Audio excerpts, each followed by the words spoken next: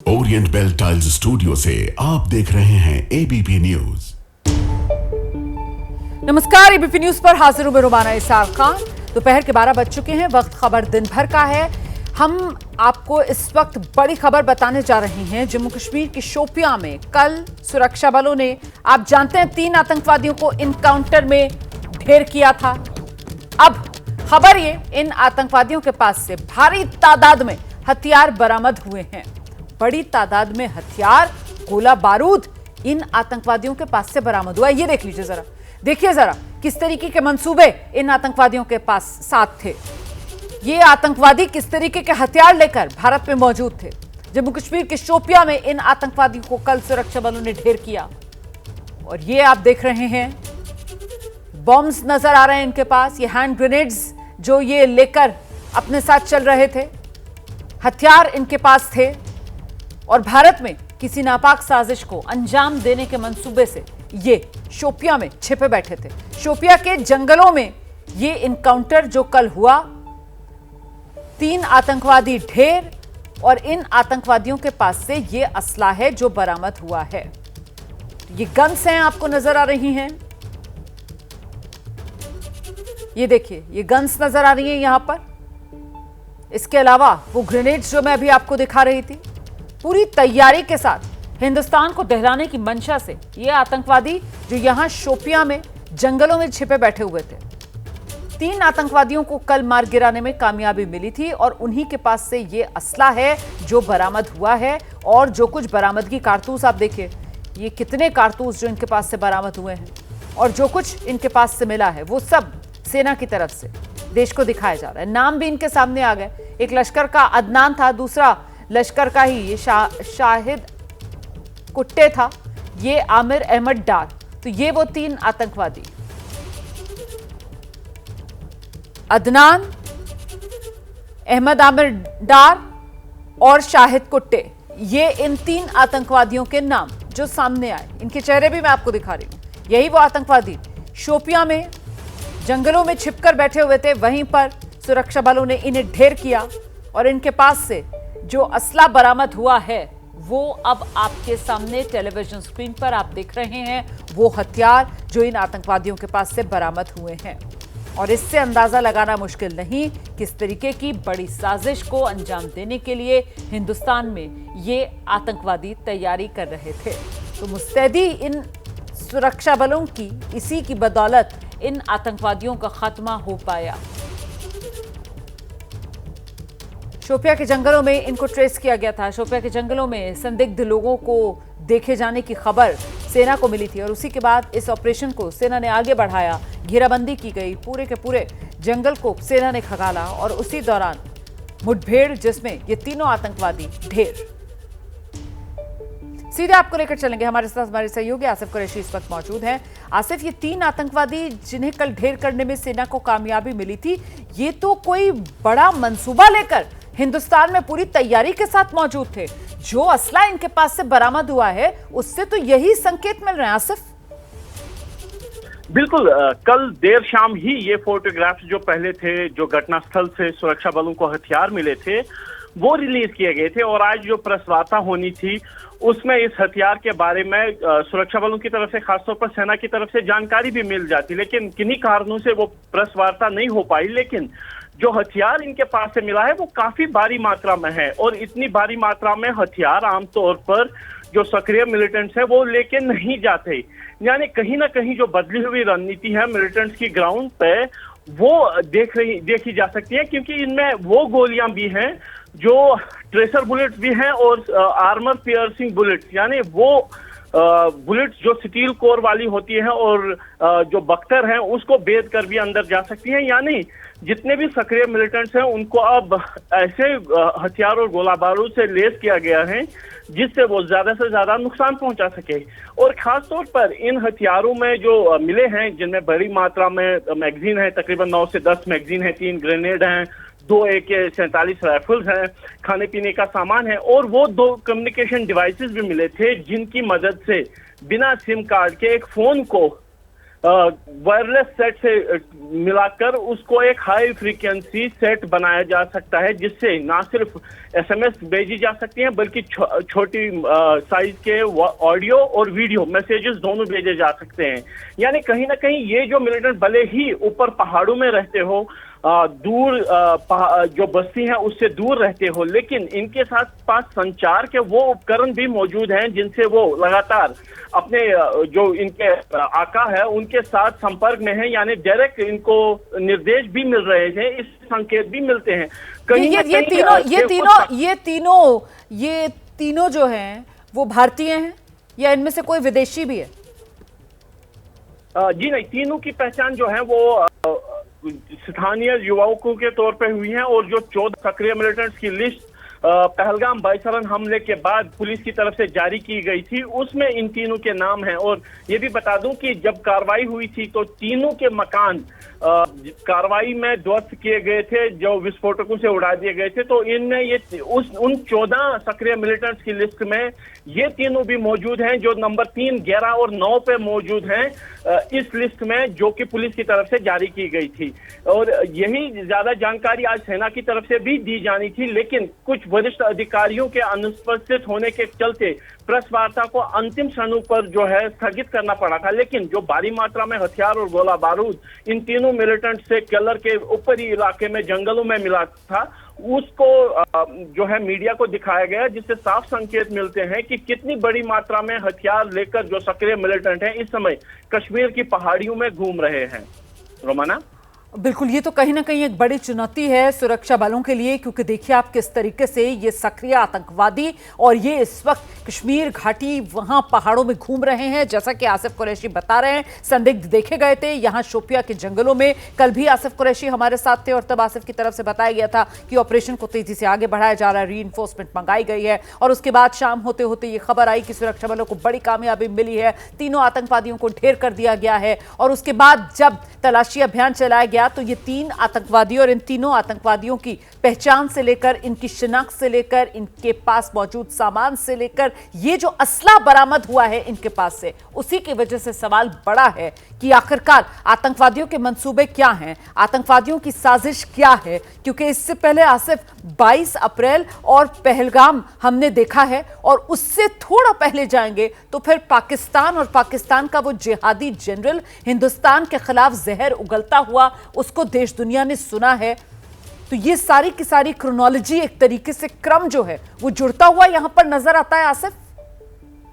बिल्कुल रोमाना, देखिए पिछले 1 महीने से लगातार हम इस पर बात करते रहे हैं। चाहे बाईसरन हमला जब हुआ था तो मैंने तब भी यही बोला था, और आज भी ये बात दोहरा रहा हूं कि ये जो नई सर्ज हुई है यहाँ पे मिलिटेंट वायलेंस में, जो हिंसा में हुई है, इसकी शुरुआत जनवरी के महीने में तब हुई थी जब जम्मू कश्मीर में सक्रिय 3 बड़े मिलिटेंट ग्रुप्स को पाकिस्तानी सेना की तरफ से एकजुट होकर कश्मीर में काम करने के लिए कहा गया था, जिनमें लश्कर, जैश और हिजबुल मुजाहिदीन तीनों संगठनों को बुलाया गया था और तीनों को एक साथ अपने रिसोर्सेज कश्मीर में शेयर करने के लिए कहा गया था, और अपने ओवरग्राउंड वर्करों को यहाँ पे शेयर करके कश्मीर फ्रंट, कश्मीर महाल एक बार फिर से सक्रिय करने की बात कही गई थी। उसके बाद फरवरी के महीने में मुजफ्फराबाद में कुछ रैलीज हुई, जिसमें हमास के कुछ मिलिटेंट्स आए थे, या फिर लश्कर और जैश की साझा रैलीज हुई थी, जिसकी तस्वीरें उसकी बांगी दे रही थी कि दोनों गुट जो है अब एक साथ आने को तैयार है।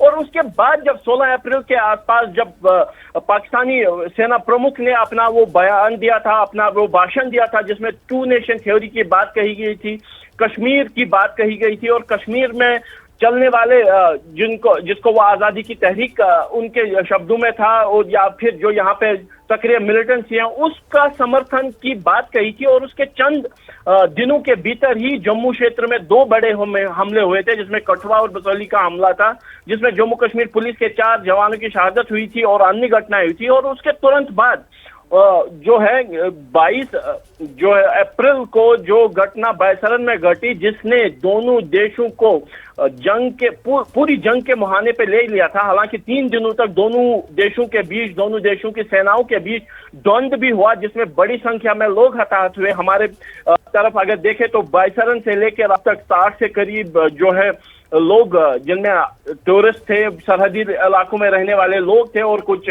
सेना के जवान भी हैं, उनकी मृत्यु हो गई। पाकिस्तान को कितना नुकसान हुआ उसका आंकलन तो वो कर रहे हैं, जो उन्होंने बोला है उससे कई गुना ज्यादा जो है उनको नुकसान हुआ है। लेकिन इस पूरे घटनाक्रम की शुरुआत जनवरी के आसपास ही हुई थी, जब 3 मिलिटेंट संगठनों को कश्मीर में एक साथ काम करने की बात सामने आई थी। और अभी भी खुफिया एजेंसियों का ये कहना है, ये मानना भी है कि हाल फिलहाल के दिनों में जिस तरीके से दोनों देशों की सेनाओं के बीच सरहदों पर द्वंद्व हुआ, उसके चलते जो काफी ज्यादा फॉरवर्ड पोस्ट थे, जिनसे उन इन्फिल्ट्रेशन के रूट्स पर नजर रखी जाती है, जहां से घुसपैठ होती है, उनको खाली करना पड़ा था, क्योंकि वो ऐसे इलाके पे मौजूद थे जहां पे उनको दुश्मन निशाना बनाया जा सकता है। इसीलिए आशंका ये जताई जा रही है कि उस गोलीबारी की आड़ में हो सकता है कि कुछ लॉन्च पैड पर जो मिलिटेंट से वो घुसपैठ करके कश्मीर घाटी में आने में सफल रहे हो, या इस तरीके से सरहद के पास आ चुके हो। तो इसीलिए अब एंटी इंसर्जेंसी ऑपरेशंस पे ज्यादा जोर दिया जा रहा है कश्मीर घाटी में, जबकि अब जो बॉर्डर्स हैं वो शांत हो गए हैं, सीज फायर हो गया है। इसीलिए एंटी इंसर्जेंसी ऑपरेशंस बढ़ाए जाएंगे, इस बात के भी संकेत हैं। और कल जिस तरीके से शोपियां के कलर में ये मुठभेड़ हुई, ये उस ऑपरेशन की शुरुआत की बांगी है, जिसमें इतनी बड़ी मात्रा में हथियार भी मिला और 3 स्थानीय मिलिटेंटों को सुरक्षा बलों ने मार भी गिराया। बहुत शुक्रिया आसिफ इस तमाम जानकारी के लिए। तो देखिए, बड़ी कामयाबी सुरक्षा बलों को मिली है। जिस तरीके के हथियार, असला इन आतंकवादियों के पास से बरामद हुआ, अंदाजा लगाना मुश्किल नहीं कैसे इन्होंने भारत के खिलाफ मंसूबे बना रखे थे, और इससे पहले ये उसे अंजाम दे पाते, इन्हें सेना ने खत्म कर दिया। हम आगे बढ़ रहे हैं, अगली खबर का मैं रुख करने जा रही हूं। पाकिस्तान ने भारतीय बीएसएफ जवान पीके साहू को सुरक्षित देश को लौटा दिया है। भारत की सख्ती के बाद आखिरकार पाकिस्तान ने बीएसएफ के जवान को वापस भारत भेजा। अटारी वाघा बॉर्डर से भारत लौट आए हैं हमारे बीएसएफ के जवान पीके साहू। देखिए, गलती से बॉर्डर पार चले गए थे जवान पीके साहू, लेकिन पाकिस्तान ने उन्हें लौटाने में 20 दिन का वक्त लगा दिया, और आखिरकार 20 दिन के बाद पीके साहू की वापसी मुमकिन हो पाई। और ये तस्वीरें आप देख रहे हैं, बंगाल की ये तस्वीरें हैं। पीके साहू के परिवार में किस तरीके से खुशियां मनाई जा रही हैं, वहां पर एक दूसरे का मुंह मीठा कराया जा रहा है। तस्वीरें आप देख रहे हैं। बंगाल के ही रहने वाले बीएसएफ के जवान पीके साहू, और अब वहां घर परिवार में लोग एक दूसरे को मिठाई खिला रहे हैं, मुंह मीठा करा रहे हैं। पीके साहू की सुरक्षित वापसी के लिए एक दूसरे को बधाई दे रहे हैं। तो भारत सरकार की कोशिशों का ये नतीजा कि सुरक्षित बीएसएफ के जवान पीके साहू की वापसी देश में हो पाई है। हालांकि पाकिस्तान ने 20 दिन लगा दिए। पैतराबाजी दिखाने में पाकिस्तान कभी पीछे रहता नहीं है। एक सामान्य सी मानवीय चूक हो गई थी, और इसी के चक्कर में पीके साहू जो गलती से पेट्रोलिंग करते हुए वहां जीरो लाइन पर, जहां अंदाजा लगाना भी मुश्किल है, जहां एक तरफ भारत वाला पाकिस्तान, दूसरी तरफ भारत वाला पंजाब, माफ कीजिएगा, और दूसरी तरफ पाकिस्तान वाला पंजाब, वहां पर गलती से पैर पीके साहू का पाकिस्तान की तरफ पड़ जाता है, और जैसे घात लगा कर नहीं होता है, वैसे पाकिस्तान चाल चलते हुए पीके साहू को अपने कब्जे में ले लेता है, और फिर अपने मंसूबों को अंजाम देने के चक्कर में पाकिस्तान 20 दिन लगा देता है पीके साहू को देश को वापस सौंपने में। लेकिन आखिरकार ये वापसी हो पाई, और ये सफल वापसी हो पाई। सुरक्षित देश लौटे हैं बीएसएफ के जवान पीके साहू, और ये तस्वीर आप देख रहे हैं, ये अटारी बॉर्डर की तस्वीर है। यहीं वाघा अटारी बॉर्डर से जवान पीके साहू की सुरक्षित वापसी हुई है।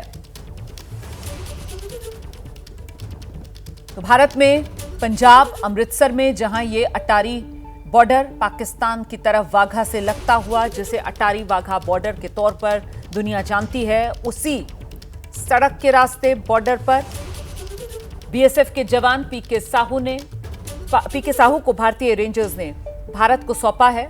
तस्वीर आपके सामने है, सुरक्षित वापसी हमारे जवान की हो गई है। ये एक्सक्लूसिव तस्वीर एबीपी न्यूज पर इस समय आप देख रहे हैं। तो पंजाब में जहां पाकिस्तान के साथ भारत की अंतर्राष्ट्रीय सीमा लगती है, वहीं पर बीएसएफ की तैनाती, और वहीं पर मौजूद हमारे बीएसएफ के जवान पीके साहू। 23 अप्रैल की वो तारीख थी जब पीके साहू वहां पेट्रोलिंग कर रहे थे, और उसी दौरान गलती से पीके साहू जो हैं वो जरा सा पाकिस्तान की तरफ उनका पैर पड़ जाता है, और उसी मौके को पाकिस्तान भुना ले जाता है। गलती से बॉर्डर पार चले गए थे हमारे बीएसएफ के कांस्टेबल पीके साहू, अटारी वाघा बॉर्डर से अब आज सुरक्षित भारत को सौंप दिया गया है। जवान पीके साहू को भारत ने सख्ती दिखाई और इसी सख्ती के बाद ये मुमकिन हो पाया, वरना पाकिस्तान की तरफ से तो पैंतरेबाजी जमकर की जा रही थी और ऐसी पैंतरेबाजी की जा रही थी कि पहले तो पाकिस्तान बीएसएफ के जवान पीके साहू की वापसी को लेकर बातचीत तक करने के लिए मेज पर नहीं आ रहा था। फ्लैग मीटिंग्स तक से पाकिस्तान कन्नी काट रहा था, लेकिन आखिरकार पाकिस्तान का कोई पैंतरा नहीं चला और पाकिस्तान से सुरक्षित वापसी बीएसएफ के जवान पीके साहू की हुई है। उसी की ये तस्वीर आपके सामने आज सुबह बताया जा रहा है। समय करीब 10:30 बजे के आसपास का था जब पाकिस्तान ने बीएसएफ के जवान पीके साहू को देश को लौटाया और इसके बाद देखिए किस तरीके से बंगाल तक ये खुशियां हैं। बंगाल जहां पीके साहू का परिवार रहता है, वहीं पर परिवार के लोग एक दूसरे का मुंह मीठा करा रहे हैं। तो बीएसएफ के जवान हैं पीके साहू, वापस सुरक्षित देश लौटे हैं। उनके पिता भोलानाथ ने एबीपी न्यूज से खास बातचीत की है और इस दौरान उन्होंने क्या कहा है सुना देते हैं। तो आपके बेटे को छोड़ दिया? हाँ, छोड़ दिया। 7:30 बजे इंडिया में आ गया। अच्छा, क्या रात को। अच्छा, क्या हुआ थोड़ा बोलिए आपके पास क्या खबर है, थोड़ा बोलिए तो। हमारे पास कुछ खबर नहीं है, खाली दिल्ली से फोन आया, दिल्ली हेड ऑफिस से। हाँ कि लड़का लो इंडिया आ गया। अच्छा, तो घर कब आएगा, आपके साथ कब बात करेगा? अब बात अभी वो लोग कराएगा, अभी नहीं बोला है, लोग हम बात कराएंगे। अच्छा, तो उनको छोड़ दिया आपके बेटे को? पाकिस्तान छोड़ा है। तो क्या बोलना चाहेंगे आप, आपका खुशी है, क्या बोलना चाहेंगे? हाँ, अभी तो कुछ बोल नहीं सकते हैं जब तक उससे बात नहीं होता। अच्छा, कब आपके पास फोन आया? अभी आधा घंटा पहले है। कौन फोन किया था? दिल्ली से हेड ऑफिस, मैंने बीएसएफ के हेड ऑफिस से। हाँ। कब बोला कि अभी आपका बेटा किधर है? अभी वो वहीं पर सरोजपुर में है, वो इंडिया में है। इंडिया में कब उनको हैंडओवर किया था? रात को 7:30 बजे हम लोग खबर मिला, बाकी हम लोग विश्वास नहीं किए। अच्छा, तो अभी फोन आया जब दिल्ली से, हाँ, तब हम लोग माने। ओके, धन्यवाद। आपके बेटे को छोड़ दिया? हाँ, छोड़ दिया। 7:30 बजे इंडिया में आ गया। अच्छा, रात को। अच्छा, क्या हुआ थोड़ा बोलिए आपके पास क्या खबर है, थोड़ा बोलिए तो। हमारे पास कुछ खबर नहीं है, खाली दिल्ली से फोन आया, दिल्ली हेड ऑफिस से। हाँ कि लड़का लो इंडिया आ गया। अच्छा, तो घर कब आएगा, आपके साथ कब बात करेगा? अब बात अभी वो लोग कराएगा, अभी नहीं बोला है, लोग हम बात कराएंगे। अच्छा, तो उनको छोड़ दिया आपके बेटे को? पाकिस्तान छोड़ा है। तो क्या बोलना चाहेंगे आप, आपका खुशी है, क्या बोलना चाहेंगे? हाँ, अभी तो कुछ बोल नहीं सकते हैं जब तक उससे बात नहीं होता। अच्छा, कब आपके पास फोन आया? अभी आधा घंटा पहले है। कौन फोन किया था? दिल्ली से हेड ऑफिस, मैंने बीएसएफ के हेड ऑफिस से। हाँ। कब बोला कि अभी आपका बेटा किधर है? अभी वो वहीं पर सरोजपुर में है, वो इंडिया में है।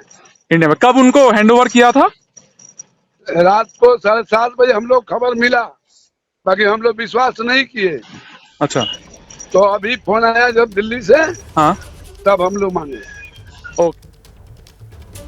तो बीएसएफ के जवान पीके साहू के पिता को आप सुन रहे थे एबीपी न्यूज पर। पीके साहू के पिता भोलानाथ जी ने जो बात कही है आपने सुनी। मैं सीधे आपको लेकर चलूंगी, हमारे साथ हमारे सहयोगी सचिन इस वक्त मौजूद हैं। सचिन, परिवार की तरफ से बताया जा रहा है कि उन्हें बीते कल शाम 7:30 बजे ही पीके साहू की वापसी भारत हो रही है, इसकी जानकारी अपुष्ट सूत्रों के हवाले से मिली थी। हालांकि परिवार ये बता रहा है और पिता उनके खुद एबीपी न्यूज से बातचीत में बता रहे हैं कि आज सुबह उन्हें आधिकारिक संदेश फोन के जरिए पहुंचाया गया है बीएसएफ के मुख्यालय से। क्या डिटेल्स मिल रही है सचिन, कब हुई है ये वापसी पीके साहू की? जी देखिए, ये पिछले कल से इस तरीके की बातचीत थी कि पीके साहू को जो है वो रिहा किया जाएगा, सौंपा जाएगा भारत को 1-2 दिन में। तो आज सुबह 10:30 बजे सौंपा गया है भारतीय अथॉरिटीज़ को पीके साहू को अटारी बॉर्डर पे। और अभी की लेटेस्ट अपडेट ये है कि पीके साहू को जो है भारतीय अथॉरिटीज़ को सौंप के पीके साहू को बीएसएफ जो है वो ले गए हैं वहाँ से अपने साथ जो हैं। अब जो भी अगला प्रोसीजर होगा, चाहे वो डीब्रीफिंग होगी या अगला कोई कदम होगा, वो तमाम जो है बीएसएफ के अधिकारी देखेंगे। पर फिलहाल पीके साहू को वहां से अटारी बॉर्डर से जो है भारतीय अधिकारियों को, भारतीय अथॉरिटीज़ को जो है वो सौंप दिया गया है और उन्हें लेके बीएसएफ के जो अधिकारी जो हैं वो वहां से रवाना हो गए हैं। कुछ सूत्रों के हवाले से जानकारी मिल रही है, वो तस्वीर तो हम देख रहे हैं पीके साहू की अटारी बॉर्डर पर जिस समय वापसी हुई है उनकी देश में, लेकिन सूत्र कुछ बता रहे हैं उनकी स्थिति के बारे में, तबीयत उनकी ठीक है, इसको लेकर कुछ जानकारी मिल रही है। सचिन जी देखिए, ये तो सारा प्रोसीजर है, उनका मेडिकल चेकअप होगा बाकायदा, जो है जो भी प्रोसीजर होता है ऐसे हैंडओवर के बाद जो है, तो वो तमाम प्रोसीजर जो है वो कंप्लीट किया जाएगा बीएसएफ की तरफ से। मेडिकल होगा तो मेडिकल एग्जामिनेशन में ही ये सारी चीजें क्लियर हो पाएंगी। जब इस तरीके से कोई जवान वापस लौटता है तो फिर बाकायदा उसके लिए एक एसओपी होती है और उस एसओपी का पालन होगा, जिसके बारे में सचिन बता रहे हैं कि पहले मेडिकल कराया जाएगा, उसके बाद डीब्रीफिंग। फिलहाल बीएसएफ अपने साथ यहाँ अटारी वाघा बॉर्डर से पीके साहू को ले गई है, लेकिन पीके साहू की सुरक्षित देश वापसी के बाद परिवार में उनके बेहद खुशी है। उनकी मां की प्रतिक्रिया भी सामने आई है, सुनाते हैं। हाँ ছেড়ে দিচ্ছি। কেমন লাগছে কখন খবর? बहुत अच्छा लगता है, खुशी के बात है, अच्छा लगता है। हाँ আচ্ছা, हाँ, কখন জানতে পারলেন? ये बार हम जाने 9:30 बजे। 9:30 সময়। हाँ 9:30 बजे। দীর্ঘদিনের একটা প্রতীক্ষা, তারপর অবশেষে এই উৎকণ্ঠার অবসান। ছেলে বাড়ি আসলে কি করবেন? हाँ, खुशी के बात बा, खिलाएगा पिलाएगा, जे आएगा वो खुश धन्यवाद करेगा और का। এতদিন তো উৎকণ্ঠায় একেবারে তো মানে আতঙ্ক ছিল। हाँ अभी স্বস্তি মিল रहा है। हाँ, কখন কখন খোঁজ পেলেন ছেলের যে আজকে সাড়া পাচ্ছে? हम लोग खबर आज के पाए, आज के पाए और सुने कि चले वहां से छोड़ दिया 7:30 बजे, हम लोग को मालूम ना रहा। আচ্ছা, আর ছেলে আসলে প্রথমে কি রান্না করে খাওয়াবেন? রাত কি রান্না করে খাওয়াবেন? अच्छा अच्छा खाना बनेगा, खाएगा। हाँ আর এতদিন তো চোখের জল ফেলছে। हाँ, एकदम आँख बनौले नहीं, आँख खराब हो गए। हाँ, आँख बनाओ, चोख बनौले रहनी है, चोख खराब हो गए। ভগবানের কাছে আজকে কি প্রার্থনা করছেন? সব দিয়ে দিচ্ছি। हाँ, হেভি ছবি আছে। ভগবানের কাছে আজকে কি প্রার্থনা করছেন? भगवान के प्रार्थना तो रोज करती है, मंदिर में जाते नहीं है, रोत नहीं है, जल ढारत नहीं है, हमारा लड़का ये शंकर जी अच्छा से आ जाओ, खुशी से आ जाओ, ये तो रोज प्रार्थना करत रहनी है। शंकर जी अच्छे कैलन में अच्छा सुनो वालन। আর এতদিন ধরে আপনি তো আপনার ছেলের জন্য অপেক্ষা করছিলেন। हाँ आज परिवार मध्य उत्सव का माहौल बनेगा? हाँ हाँ, ठीक है जी। क्या खिलाएगा लड़का जब आएगा, क्या खिलाएगा? अरे आप लोग आइएगा ना, बहुत कुछ खिलाएगा, अभी ऐसे थोड़ी बोल देगा क्या खिलाएगा। लड़का क्या खाना चाहते हैं?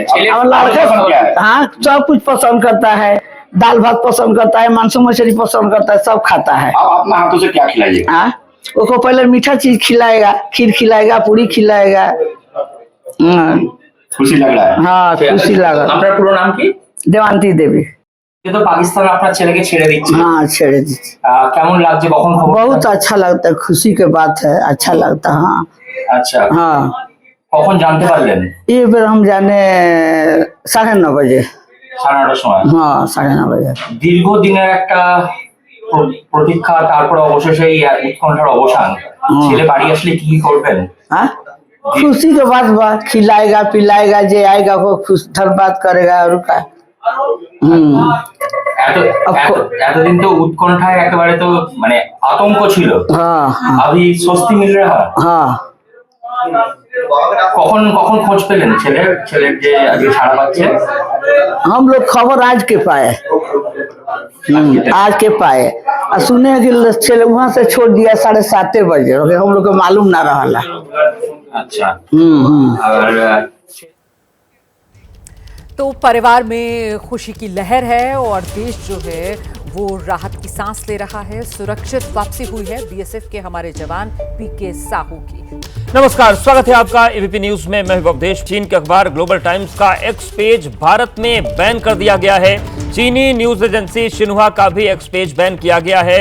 तुर्की के टीआरटी का एक्स पेज भी भारत में बैन कर दिया गया है। तो ये इस बीच एक बड़ी खबर आ रही है। दरअसल भारत के खिलाफ लगातार अफवाह और गलत खबरें इनकी तरफ से फैलाई जा रही थी और इसी के चलते भारत की तरफ से ये एक्शन लिया गया है और ये जो पेजेस हैं ये बंद बंद किए गए हैं। तो चीन के अखबार ग्लोबल टाइम्स का एक्स पेज भारत में बैन हो गया है, वहीं चीनी न्यूज एजेंसी शिन्हुआ का एक्स पेज भी बैन किया गया है। इसके साथ ही साथ तुर्की के टीआरटी का एक्स पेज भी भारत में बैन कर दिया गया है। भारत के खिलाफ अफवाह, गलत खबरें फैलाने के चलते ये एक्शन लिया गया है और भारत सरकार की तरफ से फैसला किया गया कि ये जो एक्स के पेजेस हैं ये भारत में बैन किए जाएंगे। तो 3 एक्स पेज भारत में अब बैन कर दिए गए हैं। इनमें पहला है चीन के अखबार ग्लोबल टाइम्स का एक्स पेज, दूसरा है चीनी न्यूज एजेंसी शिन्हुआ का एक्स पेज और तीसरा है तुर्की के टीआरटी का एक्स पेज, जो लगातार भारत के खिलाफ अफवाह फैला रहे थे, गलत खबरें प्रसारित की जा रही थी भारत पाकिस्तान तनाव को लेकर, और इसके बाद इनके एक्स पेज को बैन करने का फैसला लिया गया है।